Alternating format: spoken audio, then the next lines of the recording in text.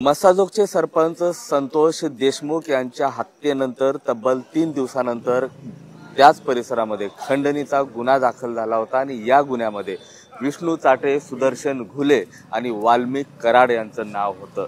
त्यानंतर हे तिघही फरार झाले होते आणि त्यापैकी विष्णू चाटे जे आरोपी आहे त्याला अटक करण्यात आली होती, मात्र अन्य 2 जे आरोपी आहेत ते फरारच आहे। मी सध्या बीड शहर पोलीस ठाण्यामध्ये आहे आणि या ठिकाणी थोड्याच वेळापूर्वी सीआयडीच्या पथकाने जर बघितलं तर वाल्मिक कराड यांच्या पत्नीला चौकशीसाठी बोलवण्यात आलं होतं। जवळपास 40 मिनिट त्यांची चौकशी झाली आणि त्यानंतर त्यांची सुटका करण्यात आलेली आहे। आता आतमध्ये राष्ट्रवादी अजित पवार गटाचे जे जिल्हाध्यक्ष आहेत राजेश्वर चव्हाण त्यांची चौकशी सुरू आहे। एवढंच नाही तर वाल्मिक कराड यांचे जे 2 अंगरक्षक आहेत शासकीय त्यांचीही चौकशी सुरू आहे।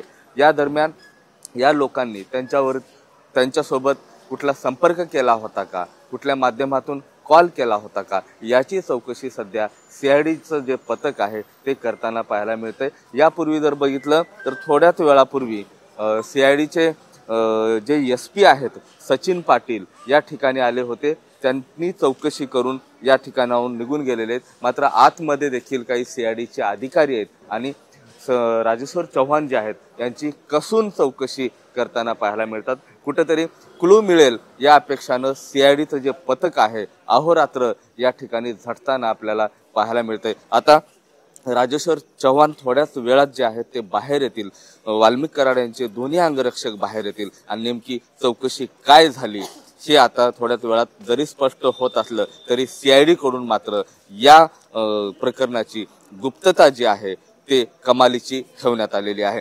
कॅमेरा पर्सन अभिजित पिसेसह मी महेंद्र कुमार मुधोळकर, TV9 मराठी, बीड।